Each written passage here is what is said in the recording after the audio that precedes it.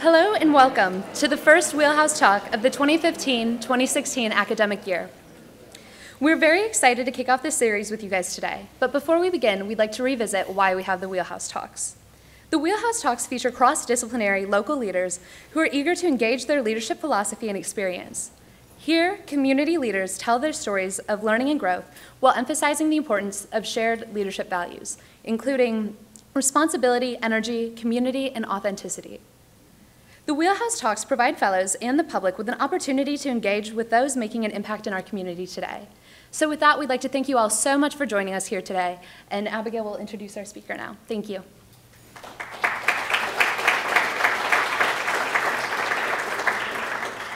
Hi. I have the pleasure of introducing you today to Dr. Charles Pazdernik, or as many students and alumni affectionately refer to him, Dr. Paz. He's a professor of classics here at Grand Valley and a former chair of the department for 6.5 years. He holds degrees from Cornell, Oxford, and Princeton. He's had fellowships at places like Harvard, article publications, and book chapters. He's an impressive scholar, and clearly he's a leader in his field. But I've been a fellow with the Cook Leadership Academy now for 3 years, and so I know that to be asked to give a Wheelhouse talk, it's not simply enough to be a leader in your respective field. No, Dr. Pazdernik's leadership spans a wider distance. I know him to be a creator of community, an instiller of wisdom, and someone who can tell you that at the root of any word is Greek. He's a personality you will not soon forget. You see, the way I've got it figured, a necessary but not sufficient condition to determine whether or not someone is a leader is that people will follow you to far-flung places. I've personally been in a room while groups of people follow Dr. Pazdernik from an ancient Roman court to battles over a Greek city, all the way to discussions over issues facing the world today. He's a masterful teacher, a mentor to many, and, well, he's a leader. So it's little wonder to those who know him that he would receive such things as the GVSU Pew Teaching Excellence Award, or be chosen in a university-wide vote to deliver an annual last lecture, or be standing here today about to give a Wheelhouse talk. He's a leader, and people, they follow good leaders. But last year, I don't think anyone expected or knew just where we would follow Dr. Pazdernik after his accident. It was in those moments, paying him visits at Mary Free Bed, or anxiously watching for Facebook updates about his first few steps, that I think we students, alumni, and colleagues got to see a little bit of what goes into making a good life. We saw the importance of having an amazing family, Miriam and his 2 girls, and having a strong community around you. We witnessed what someone with a true vocational calling can do when plans change. And I think we learned a great deal about the inner strength of a leader when it surely feels like the world is caving in around you. So I'm thrilled that Dr. Pazdernik is here to deliver the first Wheelhouse talk of this academic school year. And I think it's now time to cue a warm welcome to him. That's lovely, Abigail. Thank you. Oh, you're making a habit out of this, Carson.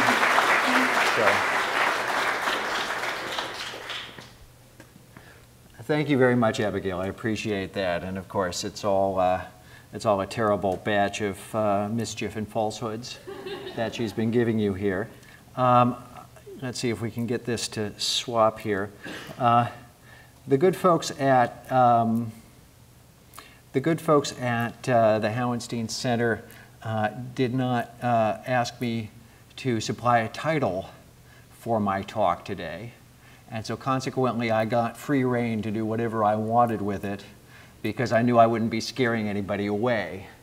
And well, Abigail mentioned something about Greek and Greek root words, and so I'm just going to give you the full Monty here to start us out with. My title is aprostoketon. Word in Greek, we'll get to it in a minute. My subtitle, I think, is a little bit more palatable and maybe a little bit, I certainly hope, apt for this occasion, expecting the unexpected, okay? And certainly I've had my share of that, and that's part of what I want to, but only a part of what I want to reflect upon today. So we'll get the etymology out of the way. I'll make the vain display of my expertise, and then we'll get down to business here. Follow along if you will, if I can get my clicker to work. Like many Greek words, this word aprostokiton can be broken down into several different parts. It means something like, if we do break it down, not forward toward thought supposed imagined. So something that is in principle capable of being apprehended, but that isn't. Okay, so we're talking about the unexpected, something that is unforeseen. I came across this word, and this word came to me, as it were, as I was reflecting upon my topic and the things I was thinking about today, and of course as I was reflecting upon this particular day, September the 11th. And so, you know, certainly in the category of the unexpected is, you know, the experience of the September 11th attacks and their continuing consequences in the world today. How many of us have a firsthand recollection of where we were and what we were doing when we heard about those attacks? I mean, it's very interesting. I mean, as I look especially here in the center of the room, I mean, there's a real divide here. I mean, it's very interesting. I mean, we're at the cusp of a sort of moment at which that particular galvanizing moment is kind of not slipping out of our collective consciousness, but certainly as a teacher, I can no longer take it for granted that my students will have experienced that particular event at first hand. And those of us who did experience it, and all of us who do experience the unexpected, I think, you know, have this profound biochemical experience, right? Something gets locked into your memory. You have this sort of freeze frame moment so that we can recall vividly these absolutely transformative moments that I think are transformative because they come out of nowhere. I think it's appropriate under the circumstances. I know the Student Senate and others have memorialized the occasion. Should we observe a moment of silence and recollection of that day? Let's do that then.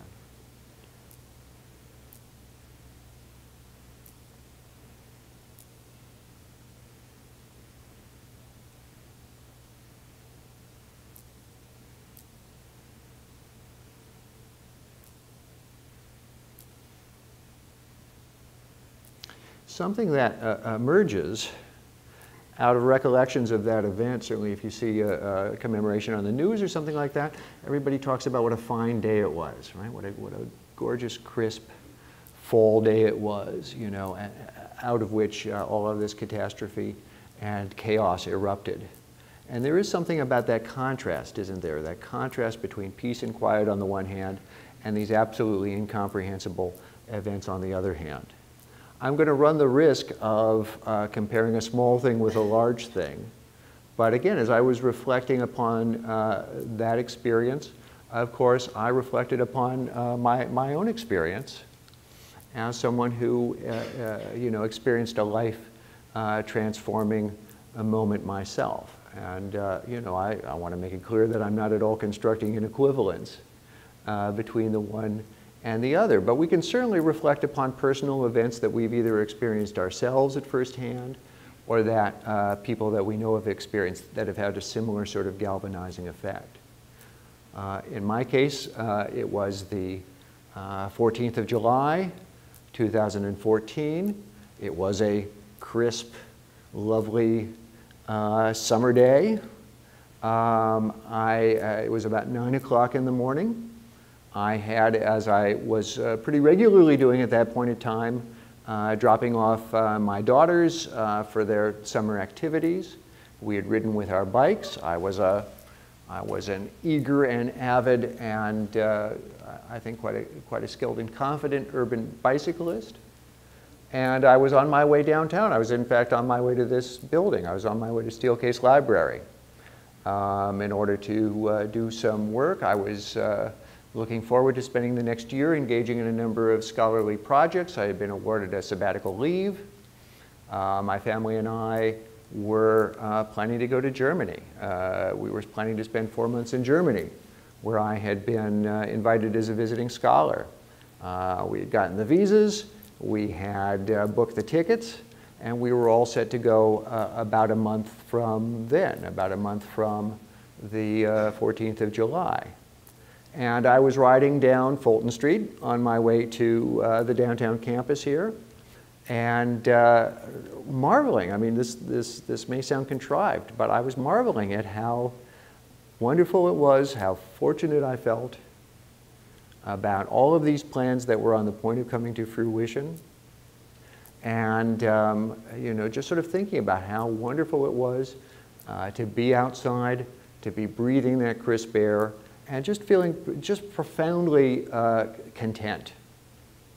And then as I was coming down Fulton Street, cresting the hill at College Avenue, no traffic around me.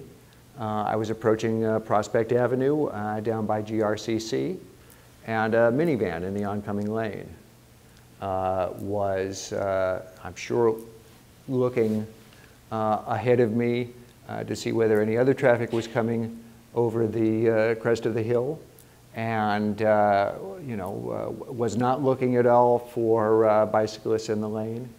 And of course, this person turned right in front of me and cut me off. And I was, you know, moving at a reasonable rate of speed. I was down in the drops of my bike. I braked hard, and quite to my surprise, stopped cold in the street. I had expected to skid and to slide, and I went over my handlebars. The bike is in fact untouched. And then ran headfirst into the side of this minivan. And I broke my neck.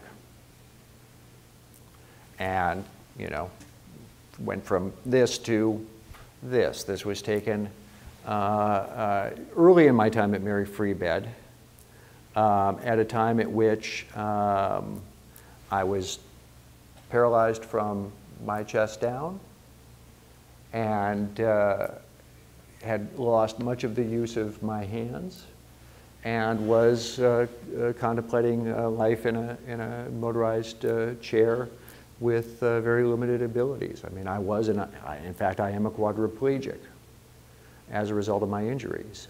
You know, a permanently disabling spinal cord injury as a result of the fracture of my C6 and C7 cervical vertebrae.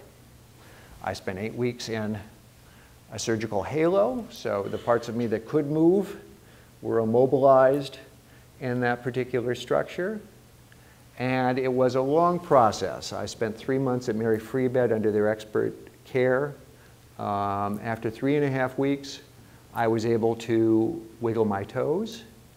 And from there onwards, it was a matter of working to recover that motion, but learning how to stand, learning how to step, learning how to walk, and of course, you know, it is a miracle to me that I'm able to be here standing upright. I mean, I won't dance a jig or anything like that for your benefit, but it is simply astonishing to me, and I feel incredibly blessed and fortunate to have had the recovery that I have, and in particular to be able to return to teaching now at Grand Valley this fall. I can't tell you how important that is and what it's meant to me to be able to do that.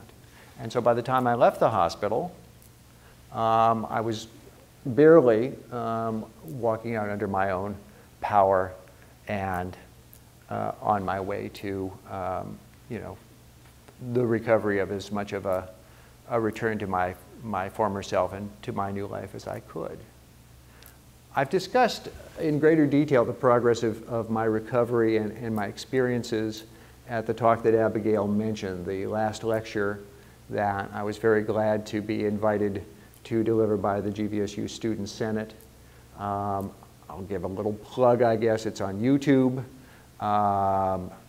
Google last lecture Pazdernik. I promise you there isn't a lot there that's going to turn up. And you know, I invite you to see what I had to say on that occasion. I was at a very different place than I am now. And that's also something that I've reflected on as I've been thinking about our experiences here today. But while I want to use my experience as a way of framing the discussion that I hope that we'll have today and the sort of thinking that I have, I don't want that to be the sole focus of what we're talking about. In particular, I want to think about connections between the experiences that we have as human beings and the 21st century and what we can recover of the lives of people, of course, who lived very different lives than we have a long time ago. And so if I play my cards right and I time this talk in exactly the right way, we'll get to the point of discussing not only my situation, but also this fellow's situation. Some of you may know who it is. The Hauenstein Center did a great job of anticipating me and putting this image on the back of the postcard they sent out, so you might or might not have seen it there. But I'm going to avoid a spoiler in case you don't happen to know who this is, and simply reflect upon his situation. This is a lovely Greek vase, Athenian, produced in the 5th century in the characteristic red figure style. It's unusual for having such a large and detailed portrait on it. And if, as we look at what's going on, I think you can make out what's going on, but in case there's any doubt, this sort of weird kind of Jenga-like structure is actually a pyre. It's a campfire. It's a stack of kindling wood. And on top of it is perched on this elaborate seat, elaborately decorated seat with a little footstool, is a rather imposing figure in quite a nice diaphanous gown, obviously very expensive and very elaborate. He's holding a staff or a scepter. He has a crown or a diadem or a laurel upon his head. And he's actually using this device. He's got a shallow bowl and he's in the process of pouring a libation. He's making an offering. He's offering a prayer to a divinity as he's seated upon this structure. And if you see the fellow next to him here, who is bent over, he's actually not, sort of doing anything in particular to this guy. It's just a feature of the composition here. This fellow is taking what I think you can see are blazing torches and is in the process of setting this whole structure alight. And so this fellow on the top of the pyre is in the process of being burnt alive at the stake, essentially.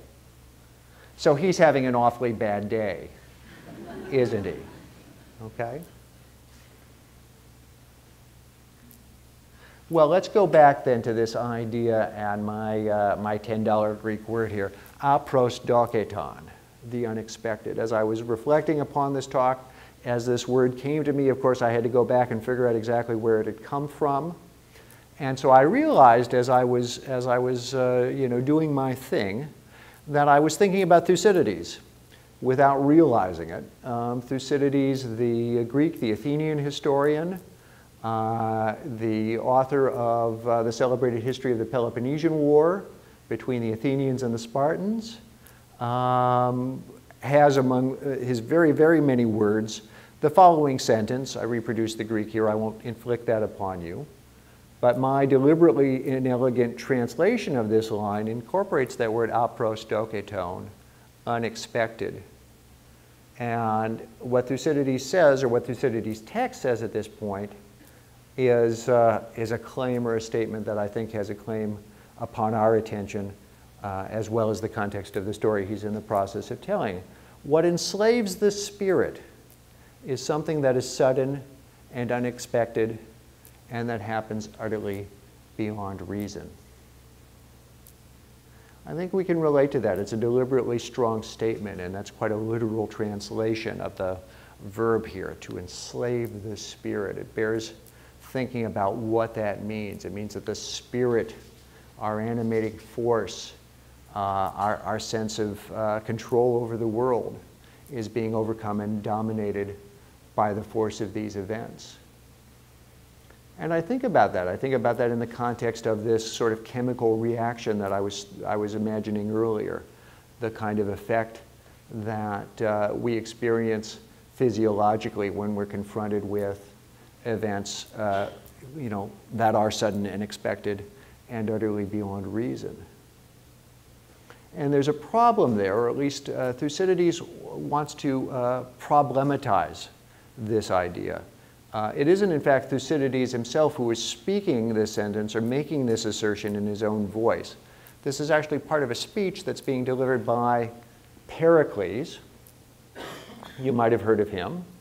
Pericles, the great Athenian politician. He is in the process of making a speech before the Athenian assembly, who themselves are in a very bad state of mind.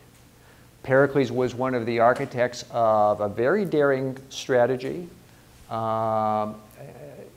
which precipitated the Peloponnesian War. The Athenians were innovators at a time when innovation was not a good word, you know, in a tradition-bound society. In the 21st century, we would say they were disruptors, right? They looked at established structures and they thought of ways of defying them or contravening them to their own advantage.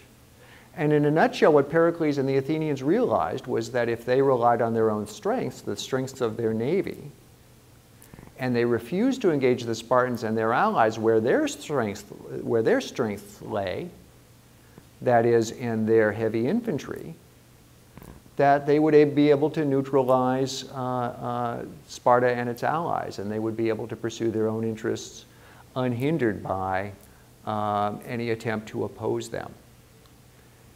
And in fact, this was a brilliant strategy, and you know, in its own terms, it succeeded. Even though, here's a spoiler alert, who ended up losing the Peloponnesian War? It was the Athenians.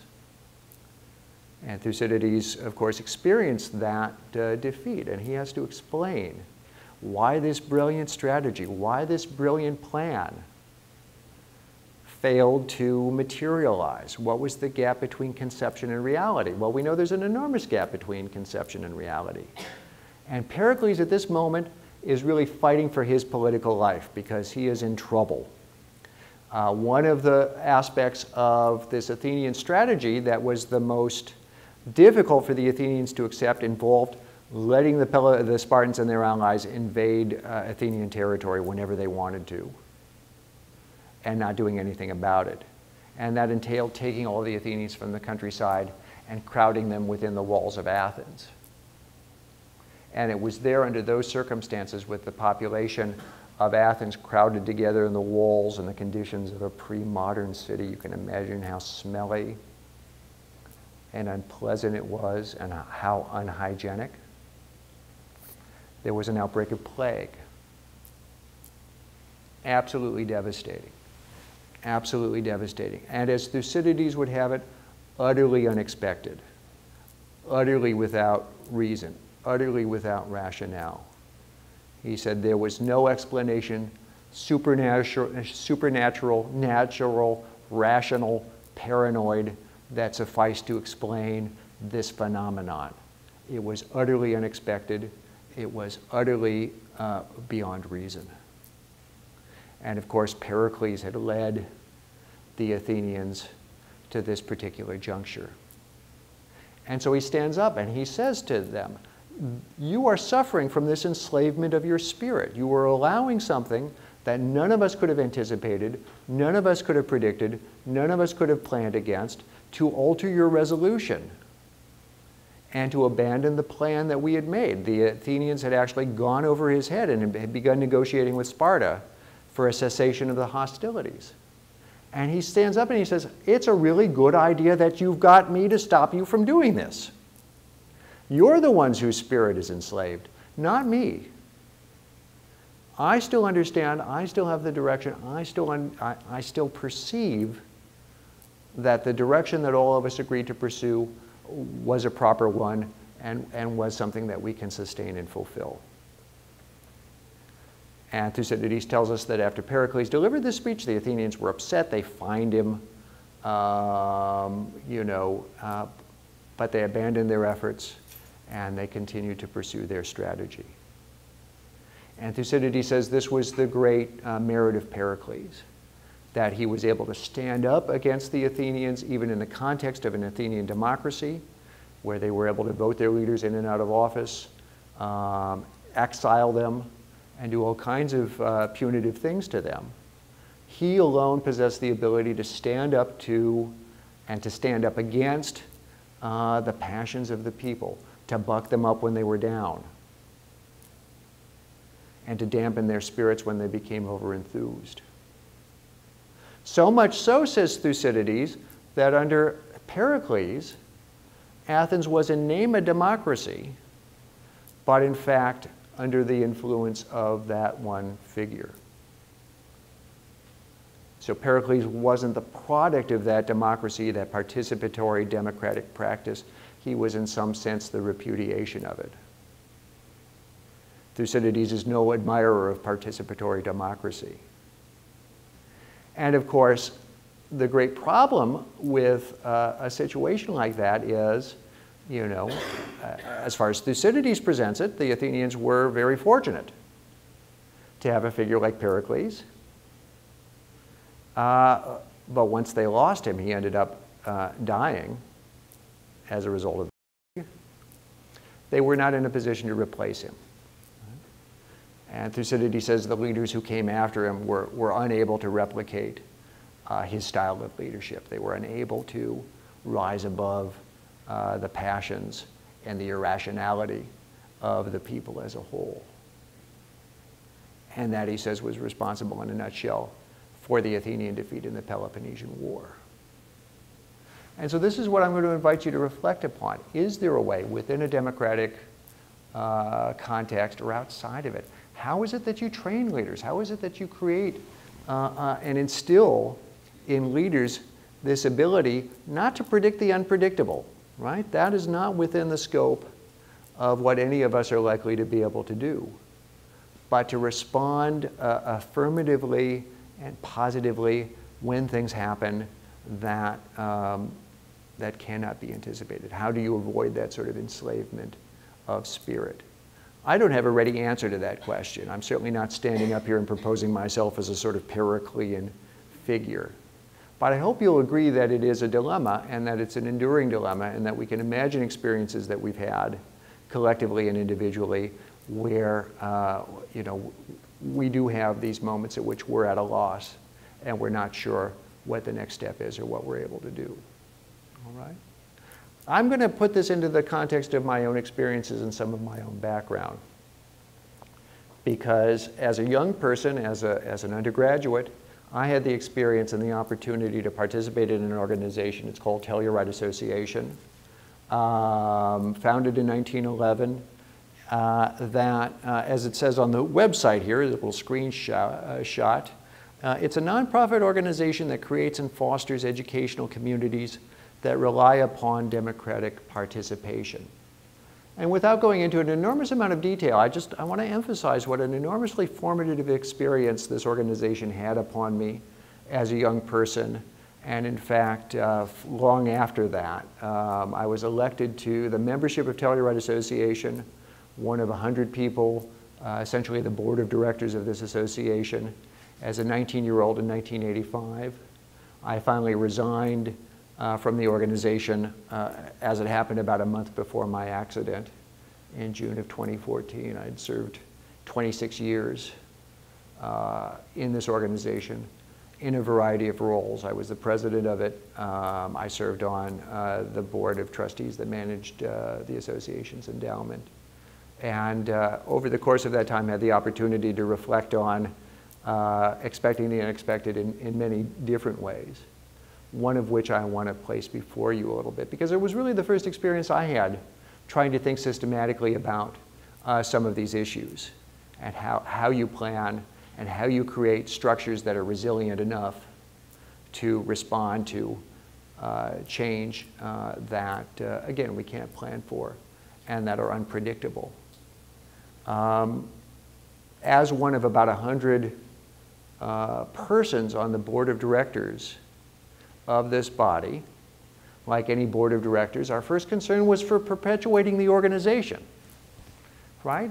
Very few of us start something or sustain something or contribute to something that we don't want to last, whether it's a university, whether it's a business, whether it's a nonprofit organization. Typically, we try to build and contribute to something that lasts. And certainly as a member of Telluride Association, I felt very keenly that responsibility, that stewardship responsibility that comes from perpetuating something and making it last. And there's a tension there. There's a tension there, because if perpetuation is merely your goal, then of course you're not going to take risks, you're not going to pursue opportunities, and in some sense you're going to fundamentally fail in what your mission is, right? The easiest way to perpetuate yourself is to hoard your resources and not actually accomplish anything. And so there's a challenge there as well. It so happened that in the early 1990s, we as a body of very young people without any expertise, without any experience, participating in this democratic experience of running an association that at that point had an endowment in the low teens millions, to think about these things and to model an approach to sustaining the organization that was about more than simple self-perpetuation. These are going to be strange graphs, I think, for classicists to present to you. So bear with me here. They're not my slides, obviously. I've pulled them off of the web. It's not my data, but what you see here is a data series that's very well established. And what this chart represents, as it says, is the inflation-adjusted value of the, in broad terms, the stock market, the S&P Composite, and other data sets, running from 1870 well into the 21st century. And what this line indicates, in a nutshell, is that if you expose yourself fully to the stock market, and here's the kicker, if you never spend any of the money, and you have an infinite time frame, historically you would do quite well.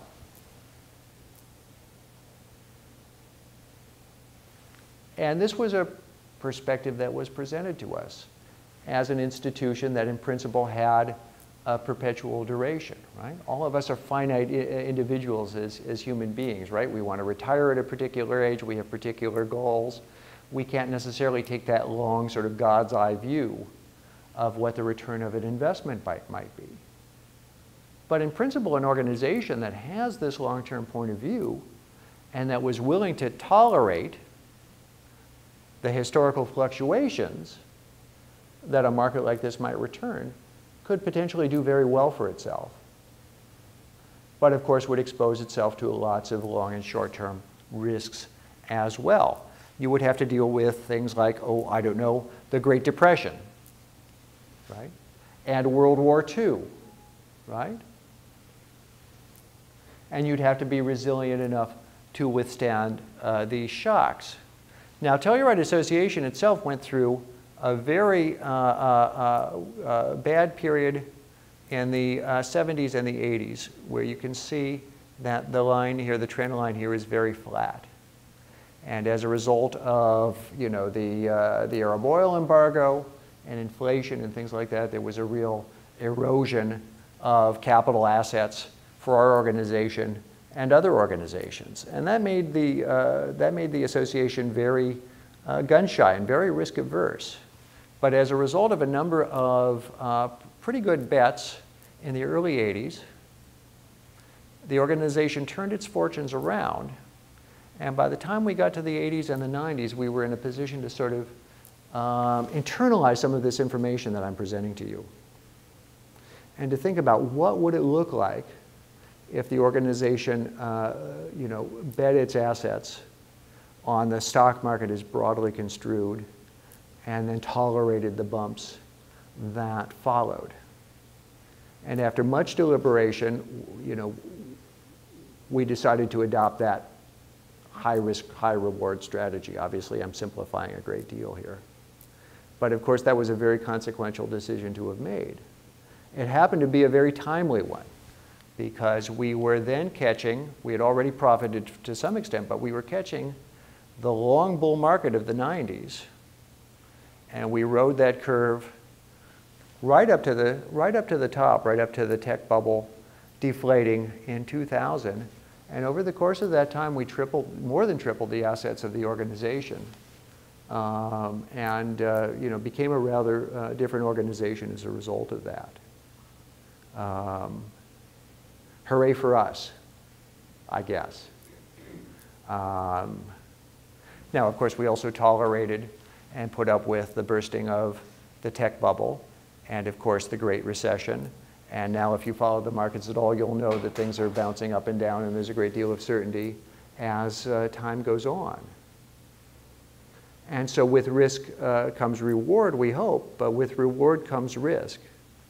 And we, of course, didn't have the luxury of simply hoarding the money away and reinvesting the dividends and not spending any of the money, right? We actually wanted to spend the money that we were earning in order to pursue the projects and the worthy causes that made our organization worthwhile. And so I'm just going to show you 2 more of these slides, and then we'll get to the guy on the Jenga pile who's about to be burnt alive. This next slide shows that same set of data. This is the same curve we were looking at before. And then below here you see this very jagged, very scary looking up and down pattern. And this reflects the 5-year rate of return, again adjusted for inflation, that you would experience if you were fully exposed to the market represented by the blue line. And again, what this means in a nutshell is that if you look at the growth or the diminishment of your assets in a running 5-year period, there are some times when the sky's the limit and your money is expanding at an incredible rate. This is, again, that curve we sort of followed through the 90s. But there will be other times, like the bottom of the recession in 2009, when your assets will be shrinking at an increasing rate, and if you spend at the same rate that you've been spending all along, you'll probably spend yourself out of existence. And so controlling how much you spend is at least as important as making that strategic decision about how much you're going to invest. And it becomes a very difficult, and frankly, it calls for a great deal of resolution when the markets turn scary, when you see these kinds of results, to stick with a plan and to go forward. You've got to have the kind of leadership and the kind of resolution to follow that through. We took a different tack, and this is the same sort of set of data here. And now instead of looking at this information in 5-year periods, we look at it at a 30-year period. And of course, what do you notice about that line? It becomes much flatter.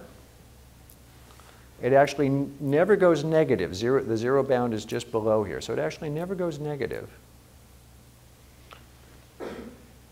And if you plan with a generational perspective, a 30-year perspective, and you decide how to allocate your money, on that basis, it turns out that you can make far more predictable assumptions about what you're able to do as an organization. Now, again, you minimize opportunity to some extent, right? Because you're not riding those highs, but you're also not plunged nearly as much into the depths of despair as you would be, again, if you had a narrower time frame.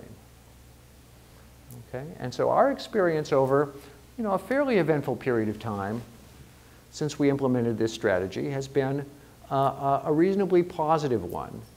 Not that there haven't been adjustments and not that there haven't been sort of roller coaster thrills, but it's influenced my thinking in lots of different respects, again, about how you manage the ups and downs and the uncertainties of life. And I'm presenting this information to you not as an investment seminar. I'm not giving you financial advice. There are very few organizations that run themselves the way that I've outlined here. I'm not a financial professional, needless to say. Past returns are no guarantees of future performance. But I guess what I'm suggesting is potentially there's a metaphor here that bears thinking about. I think each of us, as we deal with our finitude, our finiteness as human beings, right? And as we perpetuate the things that are important to us, whether it's our own careers, whether it's our families, whether it's the institutions and communities that we're part of, we face a similar set of choices. It's very easy, I suppose, to take a very risk-averse approach to life and to not pursue those opportunities and not pursue those challenges. And of course, as a result, to miss out on the upside of those kinds of opportunities that can present ourselves in our lifetime. And so the trick is, and I'm not telling you how to find that balance, but it seems to me that the trick is to make the kind of bets in terms of the opportunities you pursue, in terms of the rewards you seek, in terms of the risks that you're prepared to run, that are focused and that are strategic. They'll mean different things to different people. Maybe it will mean starting a business. Maybe it will mean pursuing a life or a career track that is not settled and certain. Maybe it will mean going to a place or doing something that is something you've never done before, or that nobody you know has done before. I think it's very important to expose ourselves to those kinds of opportunities and to run those sort of risks, but to do so in the context of a very pragmatic assessment of what we hope to gain and what we potentially can lose. And at the same time, to build in the resilience, to build in the longer term perspectives, if you will, that will inform those decisions, but also help to buffer and help to manage the inevitable setbacks and the inevitable challenges that you'll find as you pursue those goals. So take what you will from that. Okay, I guess the take-home version of it is, build in the blue line and the red line and go where you will with it. But don't forestall opportunities just because it isn't clear what the path will be. I'll editorialize just for a second here and say what a shame it is, it seems to me, that so many of you are graduating with the kinds of debt loads that you have with an education, because I've seen the ways in which that constrains people's choices. And I think it's a great tragedy from a public standpoint, from a public policy standpoint, that so many promising people who are capable of doing so many promising things are hamstrung out of the gate by the weight of that obligation. I'll get off of my soapbox now and climb up onto the pyre again. Okay? Out of the frying pan and into the fire. This fellow is a historical figure, a representation of a historical figure. His name is Croesus. He's not a Greek, he's a Lydian. And he was the king of an empire that extended from Central to Western Asia Minor, and brought the Lydians into contact both with the Greeks in the Eastern Mediterranean and the Aegean, but also with the great Near Eastern civilizations, the Medes and the Persians and the Babylonians, among others, and the Egyptians. Okay, so a real crossroads. And in particular, from his capital at Sardis, he was able both to come into contact, but also to incorporate some of the Greek cities on the western coast of Asia Minor, but at the same time be drawn into the politics of the ancient Near East. And Croesus was a risk taker, but also a cautious sort of fellow. I want to suggest that he pursued the sort of blue line, red line strategy, because he conceived of the idea that he should take on a fellow named Cyrus, the king of Persia, who had engaged in some empire building of his own. And so he was wondering whether he should take the risk of preemptively attacking Cyrus and potentially defeating the Persians and stopping the expansion of their empire. And how was he going to calculate the risks of such a move? Well, he bought insurance. Right? He hedged his bets. And he bought insurance the best way that one can buy insurance in the ancient world. He researched the market very carefully, and he engaged the best expert advice he could find. He actually went through his representatives to each of the ancient oracles in the world, and he tested them. He actually tested them. He tried to figure out which were actually capable of predicting future course of events and which weren't. And he decided that the oracle at Delphi was one that could really be relied upon, that he would place his portfolio with the oracle at Delphi. And once he made that determination, he spent lavishly. He sent wonderful gifts to Delphi, and he made sure that he was on the right side of Apollo, the Greek god of prophecy. And so after he had done all of his due diligence, he went to the oracle and he said, what would happen if I were to attack Cyrus of Persia? And the oracle came back, perhaps you've heard the story, if you attack Cyrus of Persia, you will destroy a great empire. And Croesus thought, great, let's go for it. You guys are nodding and smiling, right? You know the punchline, right? What didn't he do? As he found out to his detriment afterwards, as the oracle told him, you didn't come back and ask which empire you were going to destroy if you attack Cyrus of Persia. And of course, he fulfilled the oracle, not by destroying the Persian Empire, but by destroying his own empire, right? By being defeated by Cyrus in Cappadocia and then besieged in his capital at Sardis, where he was captured and where, again, he ended up on the point of being burnt at the stake. Now, Herodotus, who is our source for this story, another Greek historian, frames this account of Croesus and his adventures by telling the story of the visit to Sardis of a Greek wise man named Solon, Solon of Athens. Solon came to Croesus' court. This was before he attacked Cyrus of Persia. And this is as the scene was imagined in the 17th century. Croesus made a point of showing Solon all of his wealth, the extent of his empire, and then asked Solon, who is the most fortunate human being you know? And I'll have to make the story short, so I won't go into all of the details, but basically Solon's answer was, well, it ain't you. And Croesus said, how could this be? And Solon says, let me tell you something. You don't understand something pretty fundamental about your situation, okay? And this is the crux of what he had to say to Croesus.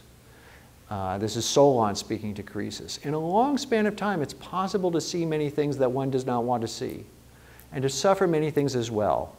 I set the limit of human life at 70 years. Out of all the days in these 70 years, not one brings anything at all like another. So, Croesus, man is entirely what befalls him.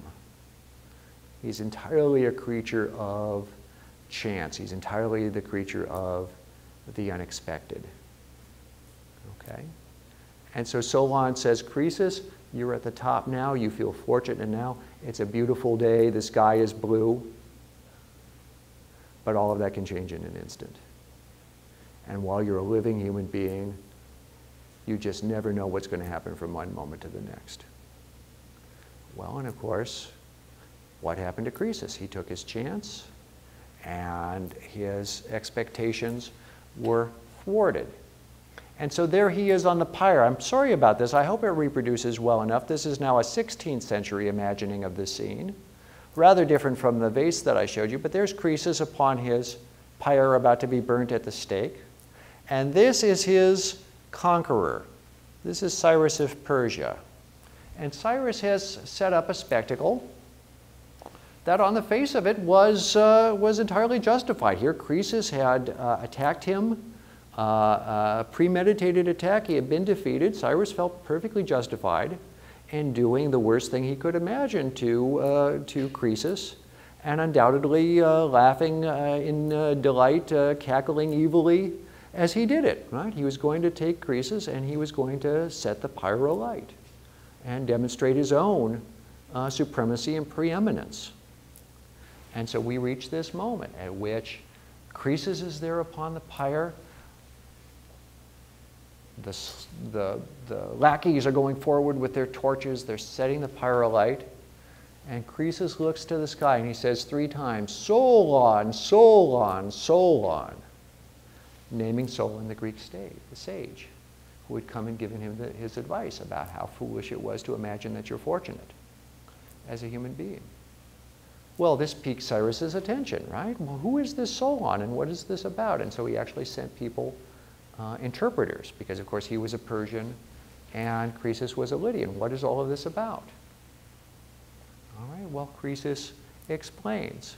Croesus explains through the interpreters to Cyrus that in the beginning, Solon the Athenian had come and seen all his fortune and spoken as if he despised it.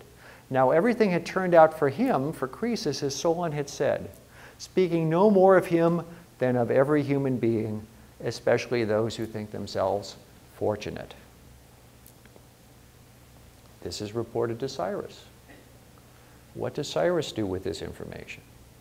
Meanwhile, by the way, the flames have been lit and the barbecue is starting to go. Okay?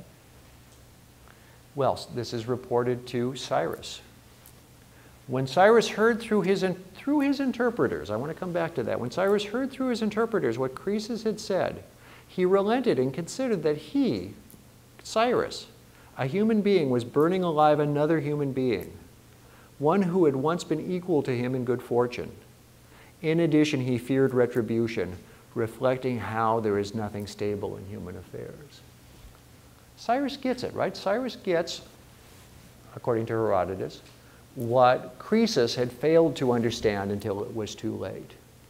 That everything that Croesus had experienced, everything Cyrus was experiencing, was something in principle that any of us could or would experience.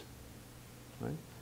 The human condition, that idea that human beings are subject to the unexpected. And what I think is so powerful about this story is that detail, that this was something that was able to be communicated from the Lydian to the Persian by interpreters. This was a truth that transcended culture. This was a truth that transcended language, to the extent that Herodotus is writing history for posterity so that the deeds of human beings may not be forgotten. This is a message that transcends time. This is a message that all of us are in a position to receive. And it's a simple message, isn't it? It's a profound message. It's something that I reflected on a great deal when I was teaching Herodotus here at Grand Valley, and that I invited my students to reflect upon. And now, as a result of my own misfortune, right, my own brush with the unexpected, the profundity of that idea has really come home to roost. I think about it a great deal. And I wonder how we manage. I wonder how we manage as human beings to live our lives as if you know, everything is working out the way that it should. In principle, we should be crushed. We should be overcome by the uncertainty, right, that attends all of our lives, the contingency of our existence. But we don't. We don't either because we don't think about it, or we try not to think about it, which I think is probably the default. But potentially, we have the ability then to reflect upon the commonality of that experience. It's been enormously important for me, as I've gone through this journey, to reflect upon the fact that even though what happened to me was sudden and unexpected and utterly contrary to reason, that it could have happened to anybody. The universe wasn't singling me out. I hadn't done anything wrong, right? In a sense, it wasn't about me. It was about the circumstances under which all of us live our lives. I credit this literature. I credit a sense of history. I credit that long perspective, that long and broad perspective that comes from engagement in these themes, that comes from the kind of liberal arts education we offer at this university, this sense of what it means to live as a human being amidst all of the uncertainties of our existence. And that was a comfort to me that to some extent forearmed and prepared me for what happened to me. I was fully conscious through that entire experience. I remember hitting the side of that van. I remember lying there. I remember the dawning realization that I was unable to move my legs. I was aware that I was very seriously hurt. I was grateful that I was 2 blocks from a major trauma center. You experience many emotions during that time, but I wasn't surprised. I wasn't surprised. And I'm not giving myself any special credit here, but I thought, well, this is it. Not in the sense that this was the end, but that this was the turning of that particular wheel of fortune, if you want to put it that way. And it's that perspective that's given me, both, I hope the serenity to accept the limitations that I have, but also the determination to continue to try to overcome them and to surpass them. It's been enormously rewarding for me to be out and about and to have these opportunities and to speak with each and every one of you. I hope it's been a worthwhile use of your time. I'm very grateful to the Hauenstein Center for inviting me up here. I look forward to your questions and to further conversation on these topics, but thank you so much for coming. I can't tell you how honored and privileged I feel to have had your undivided attention for this period of time. So, thank you so very much.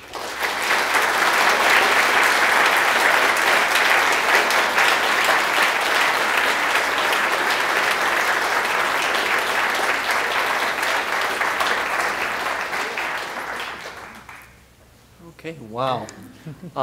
So at this time, Dr. Pasternak will be answering any questions you may have. You'll see 2 microphones close to the stage here. If you have anything you'd like to ask, come on up, and we'll see how many we can get through.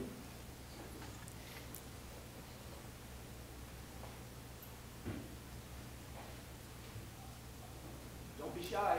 There's a lot more to this story, either the stories I've told or to my story. There are a number of twists and turns that I'd love to have the excuse to tell you about. So please don't feel. Yes. Is the Telluride Association from Telluride, Colorado? That's a very interesting question. Yes, it does take its name from Telluride, Colorado. The founder that was mentioned there, Lucian Nunn, L.L. Nunn, made his fortune there in the mines in Colorado and Utah, basically by industrializing the distribution of alternating current electricity. So he played a role in the electrification of the country. He had a generating station in Niagara Falls, various places out of the country. His Telluride Power Company became the nucleus of what is subsequently Utah Power and Light. And he used that fortune to found this institution that, of course, has changed a great deal, but that was initially founded in order to educate and to develop a cadre of electrical engineers who could work in his power stations, of all things. And so he ended up centering the organization originally at Cornell University because, as I understand it, it had one of the first colleges of electrical engineering in the country. So yeah, there's a fascinating history there. I'm not an electrical engineer either. There's lots of things I'm not. So, but yeah, no, I appreciate the question. Hello. Why did you choose the classics? Why did I choose the classics? I was an impressionable freshman. And I had a freshman advisor, right? All of you have gone through this experience. I had a freshman advisor, and I sat down, and he looked at my schedule, and he said, "Oh, I see you're taking Spanish. Why are you taking Spanish?" Not that there's anything wrong with Spanish. I said, "Well, I don't know. It seems like it's a practical thing to do. It'll be useful. I studied a little bit in high school. There was a language requirement." He said, those are terrible reasons to do anything. Again, not that there was anything in particular wrong with Spanish. He said, you know, this isn't, you know, life isn't a matter of fulfilling requirements that somebody else has prescribed for you. And he says, you know, you're a bookish young man, you know, you're sort of interested in kind of forming yourself. I grew up on a farm in western Minnesota, first generation college student. You know, when I went to school in the Northeast, I would say to people, yeah, I'm from Minnesota. And they say, yeah, I figured as much. And so he said, look, you're coming to school in order to form yourself, to get a sense of the world, to get a sense of these sort of broader perspectives, to be educated. Take Latin. You'll get to Spanish eventually if it's important to you. And in the meantime, you'll have the opportunity to engage with you know, all of this profound stratum of human inquiry. And so I started taking Latin, and then, you know, in for a dime, in for a dollar, you take Greek. And I was actually part of a program that Cornell had. It was called the College Scholar Program, and you applied to it at the end of the freshman year, and it essentially absolved you from having to declare a major. It absolved you from all of the requirements for the university. So you graduated with a BA as a college scholar. Basically, they were giving you enough rope to hang yourself with. And so, you know, I took the courses. I pursued the things that interested me. And then by the time I was done, and by the time I was thinking about graduate school and things like that, I realized that I had all the requirements of a classics major. I'd become a classics major in spite of myself. I didn't declare a classics major until I was a senior in college, and I did it because I thought it would look better on my graduate transcripts than my graduate applications than anything else. So serendipity plays a large role in a lot of the choices that we make, a lot of the paths that we pursue. And I don't think we should ignore the wheel of fortune in those respects either. But the important thing is, you know, no matter where your choices go, I think it is a matter of pursuing them. I think it's the saddest thing in the world when, it's sad for me, it's sad for my students, you know, when they come in, why are you taking this course? Well, I had to fulfill the requirement. It's a terrible reason to do anything. Right? That means that somebody else is charting the course for you rather than you charting the course for yourself. Thank you so much for that question. I have a question, please. Yes, please. Since you're with these unexpected changes in your life, how do you find, or do you find yourself as a different teacher and leader? And then also the student side of you, do you find yourself interested in different stories or different segments of history? Or? That's a very good question. I'm still in the process of discovering that, of course. Some of my students here are in the process of helping me discover the kind of teacher that I am. And I've tried to be very straightforward and upfront about that, you know, that this is very much a work in progress. I don't know. It remains to be seen. I think that in some sense I approach my subject with a greater sense of reverence than I did before. You know, even when you make a life out of these kinds of things, it's always it's astonished me that, you know, I mean, a farm kid from the Midwest, somebody would pay you to teach Latin and Greek and study these kinds of things. I mean, it's just an amazing kind of thing. And so it's been, you know, it's sometimes been difficult for me to approach this material, you know, without a kind of wink and a nod or a kind of, you know, a kind of false irony.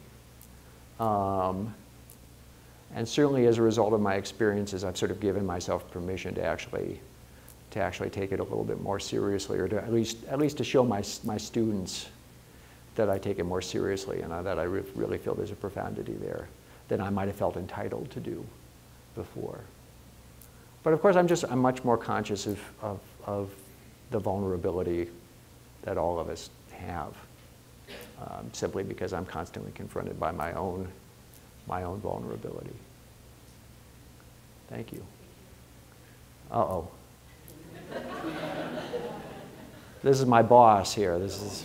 No, the real boss is up there. Well, there are other bosses. Well, he's started with Thucydides and you brought us to Herodotus. Yes. And I'm very interested in the connection between the two. By way of the capital asset pricing model. Right.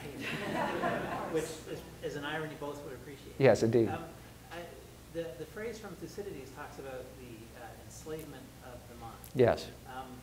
And I'm struck that Croesus was enslaved by an idea. Yes. That he could predict that future. Right. Somehow seek knowledge of that future. And he says to Cyrus, I am now your slave, right? I'm speaking to you frankly because my interests and yours are entirely aligned. But go ahead. Right. So and Cyrus somehow seems to be able to jump that experiential hurdle, not have to experience the unfortunateness before recognizing that truth. But I'm wondering now whether you can talk a little bit about what is the thing that is doing the enslaving. Okay. Rather than the moment or the abstract idea of that unfortunate circumstance. What is it when Pericles is talking to the Athenians? What is he suggesting is doing the enslaving? Are we enslaving our own minds in the way that we imagine that unexpectedness or experience that unexpectedness, or is some external force actually acting upon us? So is there a lesson that Thucydides is trying to perpetuate for leaders today? Well, I think, I'm not sure about that. I mean, I think Thucydides' premises may be a little bit more negative than Herodotus's are. Because I do think that, he gives us a Pericles, who is able to overcome these structures and these challenges in a way that, unfortunately for Athens, few people are. But when Pericles says, that it's these events that are enslaving the spirit, I mean, he is in the process of saying that the Athenians have been alienated by themselves, right? I mean, he begins that speech, or in the beginning of that particular dialogue, he says, you're the ones who have changed. It's not that the circumstances have changed, but the circumstances have changed you. You're not the same people you were when we embarked upon this adventure, right? And that's because either because you've changed or because you weren't the people you thought you were to begin with. And so that's one of the responses to that question, right? Do these experiences change us? Do they impact us? Do they enslave us? Or do they simply reveal the extent to which we're enslaved all along, right? I think that's one way of looking at it. But Pericles says, I'm the same as I ever was. This has not changed me. This has not impacted me. This has not enslaved my spirit. That has struck readers of Thucydides ever since as an astonishingly impolitic thing to say. The ancient readers of Thucydides, Dionysius of Halicarnassus and other people who read Thucydides and looked at that speech said, there is not a politician alive who would stand in front of an angry mob and tell them, I'm right and you're wrong, and it's because you people are incapable of exercising a certain kind of moral self-governance, right? And so I think that's an element that we have to appreciate too there, that what Thucydides is doing is he's really showing the kind of indomitable spirit that kind of leader can have, even in the face of, the angry mob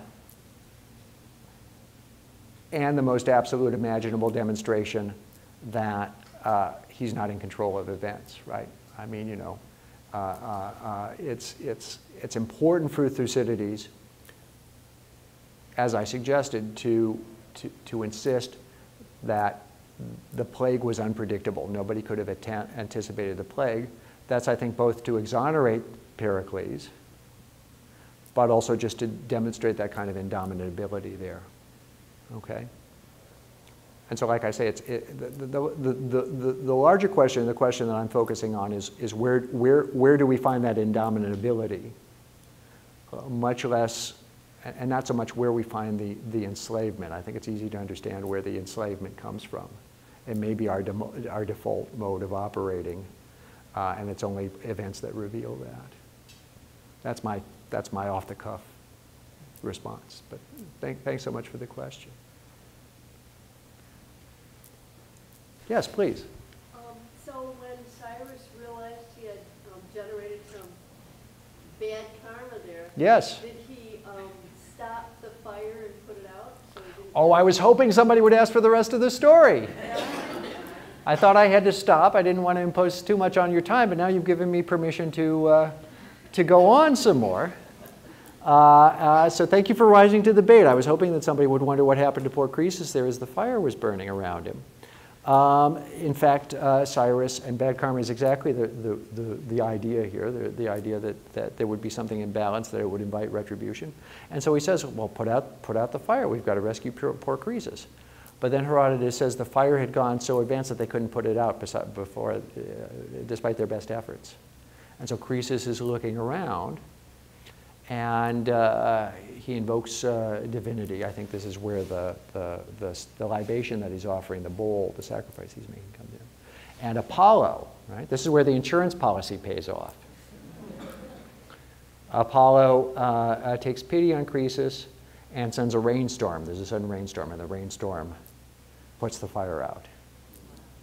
Okay?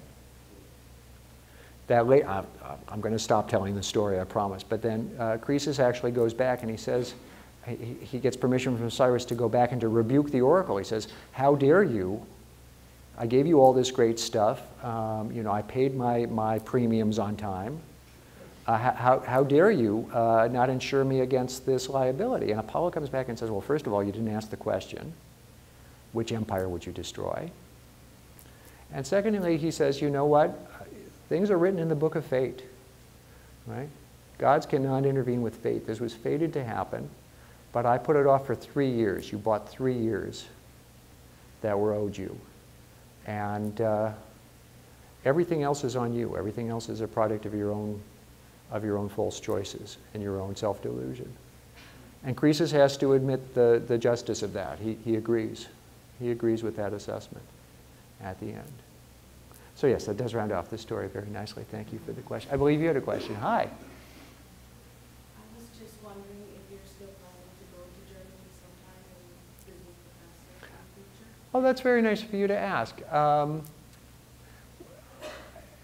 There are lots of things I'm planning to do. I mean, I'm planning to get on a bicycle again eventually. It's a possibility. Certainly, my counterparts there were very gracious and indicated they'd be very happy to have us if the opportunity presented itself. And you know, I didn't end up taking that sabbatical, and so that's available. It's something we're thinking about. It's something we're thinking about. But healthcare systems being what they are, and just given what my needs are, I mean, and given how insurance works, the practicalities of that might be really difficult. Speaking of paying your insurance, I'll editorialize again, but whether you know it or not, you know, it was the best thing in the world for me for this to have happened in the state of Michigan. I mean, no-fault auto insurance has made all of the difference in terms of the care and my ongoing recovery. If I had fallen off my bike and broken my neck without having the good fortune of hitting a car, I mean, my life would be completely different just in terms of the kind of support that I've had in terms of therapy and everything else. And it's a good example of the kind of resilience I was talking about. I mean, that's a good example of the red line on my graph, the syndication of risk. I mean, I hate paying insurance premiums as much as anybody else. But if you think about, you know, if you think about the price you're paying to hedge against the possibility of something horrible happening to you, like what happened to me, it's a very small price to pay. All right, but that's my second editorialization of the afternoon. Thank you so much for these questions. I appreciate it a great deal. And there's a reception afterwards. I'm sure Scott is about to say something about that. Thank you very much, Dr. Pasnick. One more round of applause, please. Thank you.